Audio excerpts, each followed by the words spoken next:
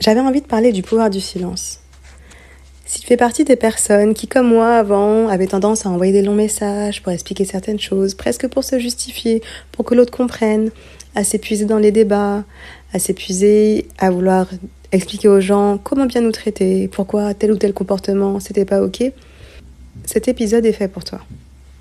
Au final, avec le temps, j'ai appris qu'il fallait pas mener toutes les batailles. Et il y a toujours un événement qui me vient en tête quand je pense à ça. C'est un déjeuner sur Paris avec une copine à moi et une amie à elle. Et puis, je ne sais pas pourquoi, la conversation a tourné autour de la parentalité. Et l'amie de mon amie, Cyrielle, dans mes souvenirs, a dit les couples normaux sont composés d'un homme et d'une femme, et de préférence les familles normales. Alors, je ne sais pas si c'est le mot normal qu'elle a employé, ou modèle, je ne me souviens plus exactement. Elle a dit que c'était un petit garçon et une petite fille de préférence, 2 enfants. C'est le modèle parfait. Et moi, dans ma jeunesse, j'avais tendance à vouloir me bagarrer à tout prix parce que, en fait, des fois, les gens racontaient des dingueries. Mais je m'épuisais, en fait. Je m'épuisais à vouloir faire comprendre à l'autre, en l'occurrence Cyrielle, qu'elle avait tort. Mais elle était convaincue d'avoir raison. Donc, au final, je me suis énervée. Et moi, je me suis dit, mais comment quelqu'un peut mettre de côté déjà toutes les autres formes de parentalité, les parents solos, les couples homo, et d'autres modèles, il y en a plusieurs. C'est la première chose parce que je me suis dit, mais c'est injuste. C'est-à-dire que les autres ne sont pas normaux. Et puis, je me suis dit aussi, comment tu peux penser que parce que des enfants vont être éduqués par un homme et une femme dans un couple hétéro, il n'y aura aucune chose, aucune violence, aucune chose négative qui se passera dans ce modèle de famille. Ça me paraissait vraiment trop déconnecté des réalités. Et en fait, je me souviens que je me suis emportée. Je me suis vraiment emportée et je sentais un truc qui bouillait en moi. Et je me suis dit, après cette altercation, je me suis dit, mais Marie, plus jamais en fait. Quelqu'un te dit que 1 + 1 = 10, n'y va pas, c'est ok. Change de sujet, pars, ne reste pas, peu importe, mais ne rentre pas dans ce type de conversation, dans ce type d'altercation. Parce que j'ai remarqué que moi, je m'épuisais, en fait, et que ça me faisait du mal en moi, parce que j'avais des convictions qui étaient fortes, de parler avec des personnes avec autant de fermeture d'esprit, si je peux l'exprimer de la sorte. Et en fait, ce que je dis souvent, c'est que parfois, on a raison. Enfin, moi, je suis sûre d'avoir raison. Mais en face de moi, j'ai une personne qui est aussi sûre d'avoir raison. On va où dans ce débat ? On va nulle part.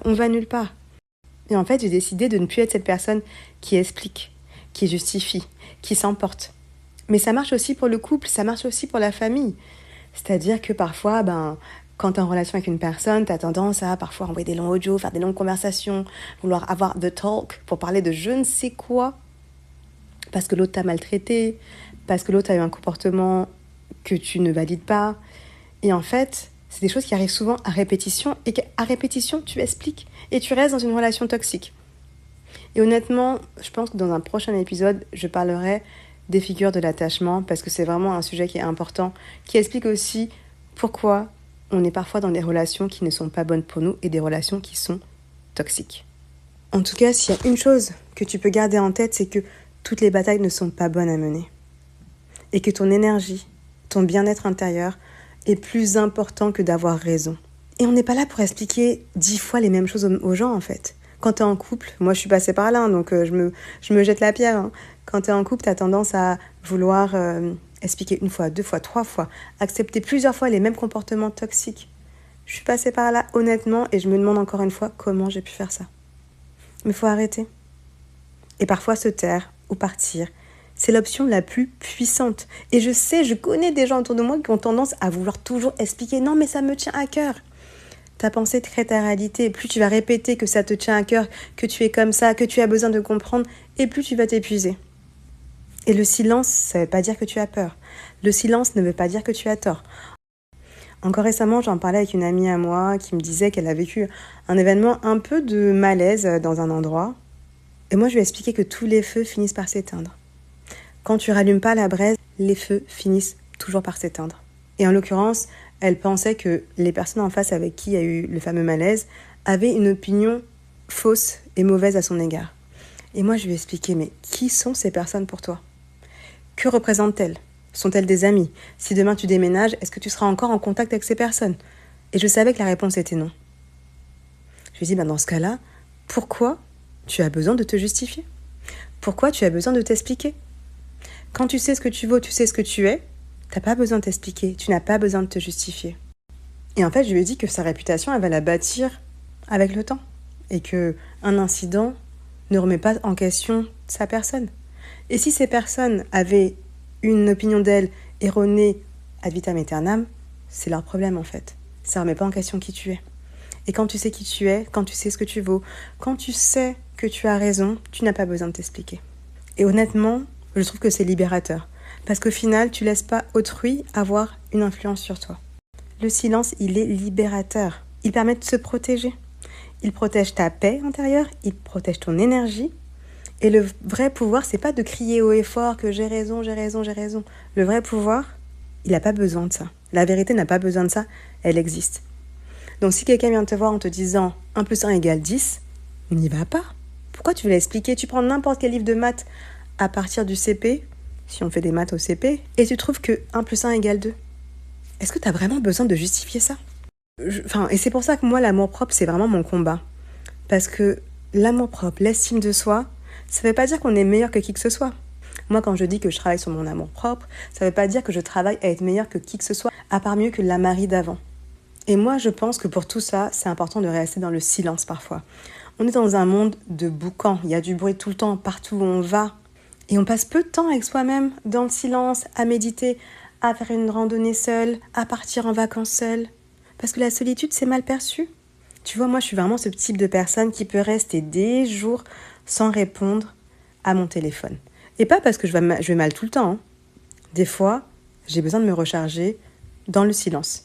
J'ai besoin de me recharger sans être sur WhatsApp, sans écouter des messages, sans voir les milliers de notifications des différents groupes dans lesquels on est. On ne sait même plus dans quel groupe on est. Mais pour être honnête, quand je vais très mal, alors là, tu peux être sûr que tu ne pourras jamais me joindre.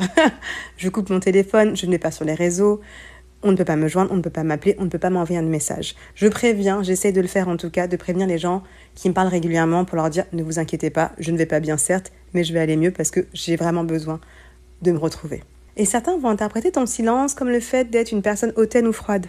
Mais pour moi, le silence est un sanctuaire.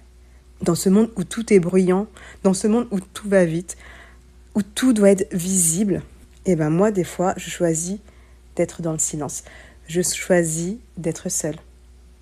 Et ce que je me dis souvent, c'est que c'est dans le silence que je parviens à écouter ma voix intérieure plus clairement que quand je suis entourée. Après, je vais être honnête avec vous, moi je suis hyper sociable. J'adore recevoir à la maison, j'adore voir du monde. Mais j'aime être seule, j'aime partir en vacances seule, j'aime randonner seule. Et ce que je me dis souvent, c'est que le développement de soi, la transformation intérieure, ça se fait dans le silence. Et souvent, je pense aux plantes. Moi, je suis fan de plantes. Une graine que tu vas planter dans la terre, elle ne fait pas de bruit quand elle pousse sous terre. Et pourtant, ses racines grossissent et ça devient un bel arbre qui donne des fruits juteux. Est-ce que tu l'entends pousser? Pas forcément. Et puis moi, ce que j'ai réussi à apercevoir en étant seule, en passant du temps avec moi-même, c'est que je m'oubliais. C'est que je laissais les gens franchir mes limites. Moi, les limites, j'en ai toujours mises. En famille, au travail, dans le couple. Et dans ces 3 sphères, j'ai laissé les gens déborder, dépasser mes limites 1 fois, 2 fois, 3 fois, des années. Et en fait, je leur en veux pas à ces gens-là. Je mets des limites, je mets des ultimatums, mais je les respecte pas moi-même.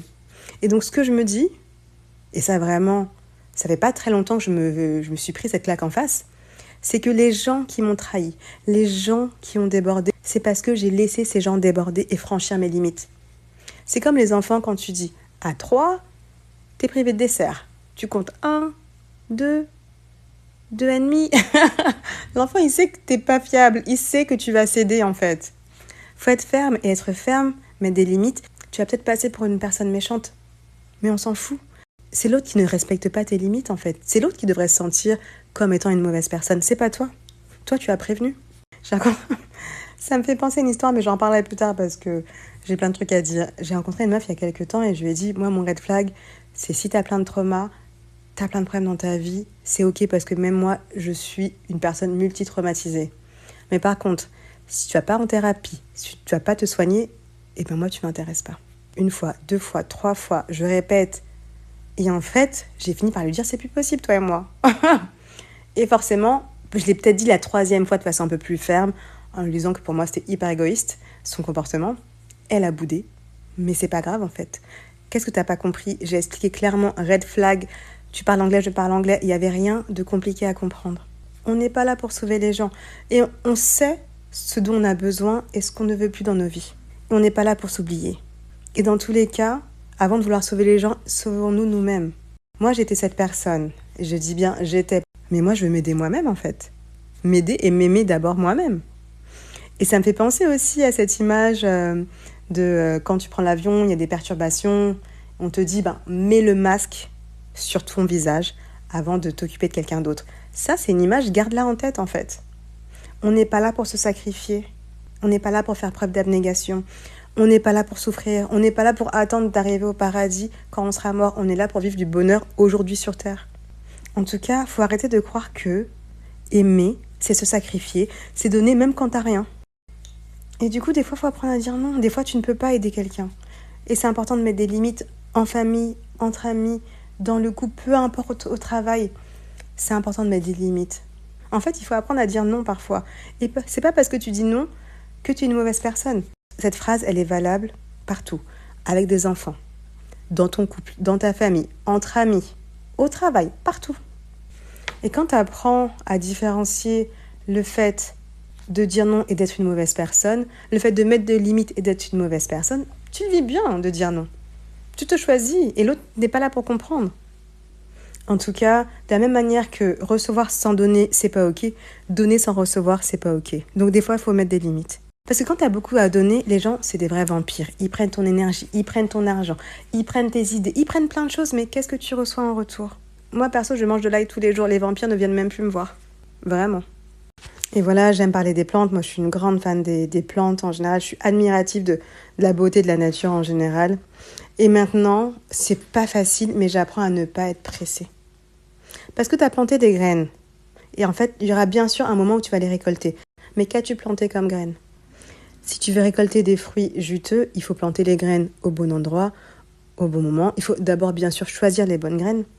Moi, je travaille sur moi depuis que je dois avoir 18-19 ans, quand je suis allée m'installer pendant 4 ans en Angleterre où j'ai suivi mes études. Et c'est seulement à 37 ans que je me dis que ma vie est en train de s'aligner. Est-ce que tu imagines? C'est seulement maintenant que je récolte les fruits des graines que j'ai plantées. Mais les plus beaux arbres, ils prennent du temps à pousser aussi, en fait. Et ça, je le comprends. Mais pour moi, ça me paraît long parce que je veux que ça aille plus vite. Et en fait, tout ce que j'ai appris, toutes les graines que j'ai plantées dans mon cerveau, dans mon corps, je les récolte maintenant. Honnêtement, en ce moment, je traverse une période de ma vie très difficile que l'on appelle la dépression. J'étais dans l'obscurité totale.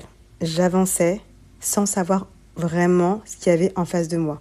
Un pas après l'autre. Et j'aime bien ce côté à dire que c'est un peu la politique des petits pas. J'avais toujours mes envies en tête. Depuis toujours, j'ai des envies en tête, mais je les avais un peu mises de côté. Et merci la dépression, même si honnêtement, j'en veux plus, je suis prête à m'en débarrasser. Mais merci parce que elle m'a rappelé à cette lumière que j'avais en moi. Et je marche toujours dans un tunnel obscur. Quand tu vois mes vidéos, je suis en train de rigoler, de sourire, ça ne veut pas dire que je vais bien dans ma vie. Je vais mieux. Mais j'ai toujours continué à avancer parce qu'au final, le mal-être, la dépression, la déprime en général, n'aiment pas le mouvement. Ça ne veut pas dire qu'il faut sortir tous les soirs et faire la fête. Ça, c'est pas bon. Ça s'appelle la distraction. Et nous, on ne veut pas de ça. Par contre, rester en mouvement, voir du monde, sortir, danser, voyager, ça fait du bien. Lire, écouter de la musique, etc., etc. Là, la lumière, je la vois, mais elle est loin, entre vous et moi. Mais c'est dans le silence que j'ai pu entendre ma voix intérieure. J'ai pu m'écouter, tout simplement. J'ai pu écouter ce qui se passait en moi et autour de moi. J'ai pu prendre du recul. Et honnêtement, c'est pas simple, parce que oui, on veut que ça aille vite. Et je pourrais donner plein d'exemples, en fait, sur ça. On veut tout vite. On veut tout vite, mais on ne veut pas planter les graines qu'on récoltera demain. Et j'ai vu des personnes qui ont abandonné le soin de leur santé mentale parce que ça prend du temps et parce que tu passes par des zones d'inconfort, mais vraiment très, très inconfortables. Et moi, perso, les signaux d'alerte avant la dépression, j'en ai eu 1 milliard. Vraiment, j'en ai eu vraiment beaucoup. Dans le couple, au travail, dans ma famille, j'en ai eu beaucoup trop même. Mais j'ai pas voulu les écouter. Pas parce que je me suis dit que je voulais pas les écouter, j'avais pas la capacité de les écouter, je pense. Mais moi, j'ai une théorie qui me dit que tant que t'apprends pas la leçon, l'univers te refait vivre des situations douloureuses. Entre fin 2024 et début 2025, j'ai vécu des choses horribles dans ma vie et vraiment, j'étais jamais tombée aussi bas. Et c'est là que l'univers m'a dit, mais quand est-ce que tu vas apprendre la leçon, Marie ? T'as besoin de tomber jusqu'à combien de pieds sous terre ? Mais là, c'est bon, la leçon, elle est apprise, je la connais par cœur. Après, ce qu'il faut se dire, c'est que tout arrive par saison et que les arbres ne donnent pas des fruits tout le temps. Et donc, il y a des saisons qui paraissent un peu moins, on va dire, prometteuses, un peu moins lumineuses. Mais c'est la nature qui est faite comme ça. Et dans tous les cas, les fruits n'arrivent pas avant les racines. Et les racines poussent dans le silence et l'obscurité. Ça, je trouve ça hyper important. Et comme je l'ai dit, les arbres ne donnent pas des fruits en permanence. Il faut apprendre aussi à être dans le calme. Et de toute façon, on le sait.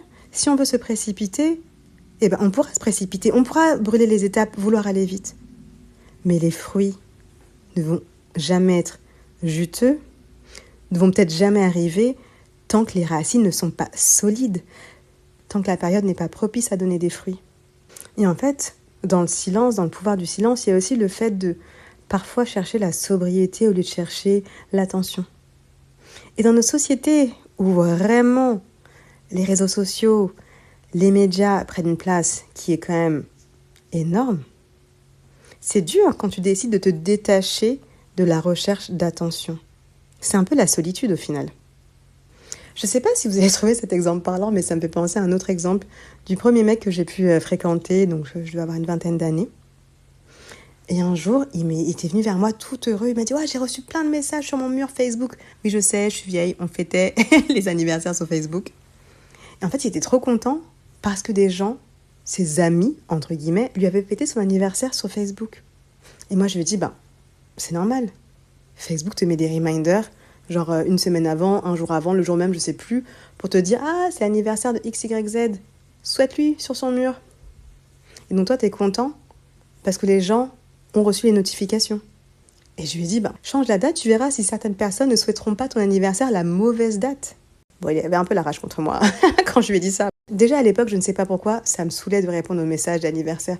Parce qu'avant, Facebook, c'était un peu l'Instagram de maintenant. Quand tu voulais pas donner ton numéro, tu donnes ton Facebook, en gros. Et en fait, on avait tous plein d'amis sur Facebook parce que tu avais rencontré une fois à une soirée, un anniversaire, et puis voilà quoi. Mais même moi, mon Facebook aujourd'hui, je sais même pas qui est dans ma liste de pseudo-amis. Et j'ai très vite retiré ma date d'anniversaire sur Facebook parce que justement, je trouvais ça un peu du bullshit de recevoir des messages de tout le monde et de n'importe qui. Et les gens qui me connaissaient vraiment connaissaient mon anniversaire sans même Facebook. Et même aujourd'hui, j'ai des gens que j'adore qui me souhaitent jamais mon anniversaire. Et c'est pas pour autant que ce sont pas des amis. Bref, moi je trouve que les médias sociaux, c'est vraiment une mine d'or, d'inspiration parfois, d'information. Mais aussi, ça peut être source de mal-être, de comparaison, d'atteinte à l'estime de soi, d'atteinte à l'amour-propre aussi. Et puis de toute façon, tout est fait pour nous rendre accros. Et je pense que c'est important de se mettre des disciplines par rapport aux réseaux sociaux parce que notre cerveau change.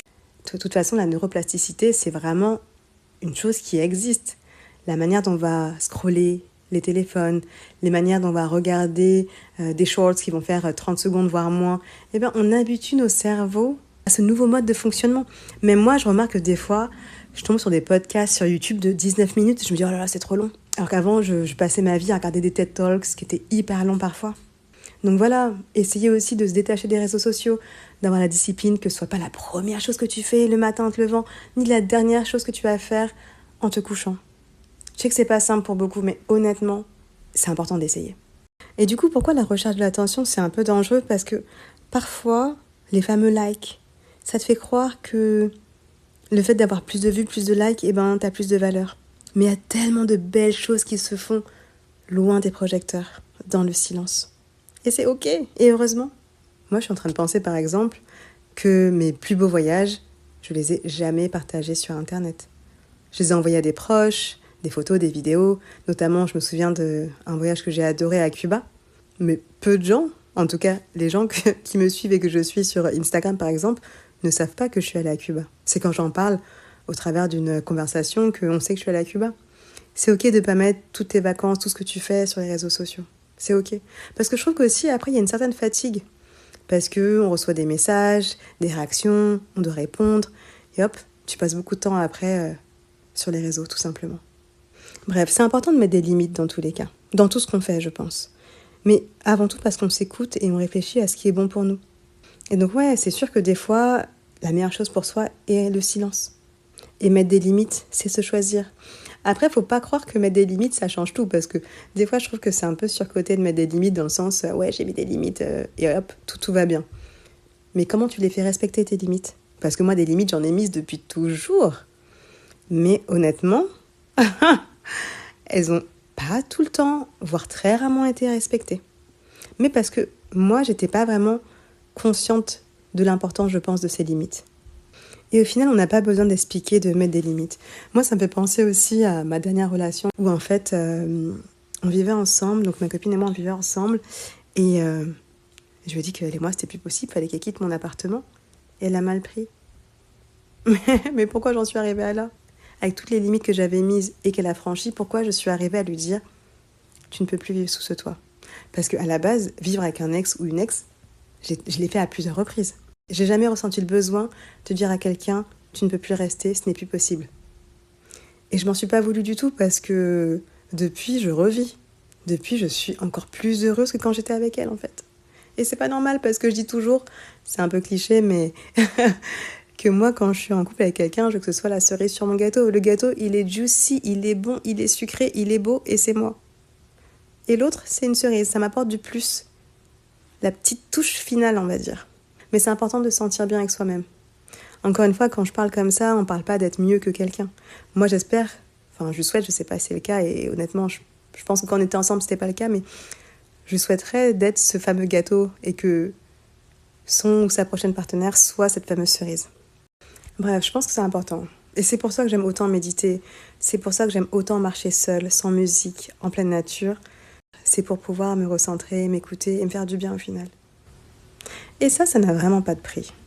Et c'est aussi tout simplement pour apprécier le temps passé avec soi-même, pour se retrouver et pour se rappeler sa propre valeur. Et pour se rappeler que on est un être complet avec ou sans quelqu'un. Et je pense que ne plus chercher à tout prix l'amour ailleurs, le trouver d'abord en soi, c'est précieux. Encore une fois, on n'est pas là pour dire que quelqu'un est moins bien ou mieux que l'autre. C'est juste être aligné avec soi-même et se sentir bien dans ses baskets. Donc la prochaine fois que quelqu'un te dit une dinguerie, pose-toi la question, est-ce que ça vaut la peine de répondre? Est-ce que cette dinguerie aura une importance dans 2 mois, 3 mois, 5 mois, peu importe? Si la réponse est non, c'est peut-être qu'il n'est pas nécessaire d'aller sur ce chemin. Et même si l'autre pense que il ou elle a raison parce que tu ne réponds pas, ou tu changes de sujet, ou je ne sais quoi, on s'en fout. On n'est pas là pour avoir raison, on est là pour notre paix. Et si la paix, ça passe par le silence et ne pas prendre toutes les batailles, c'est ok. C'est 100% ok.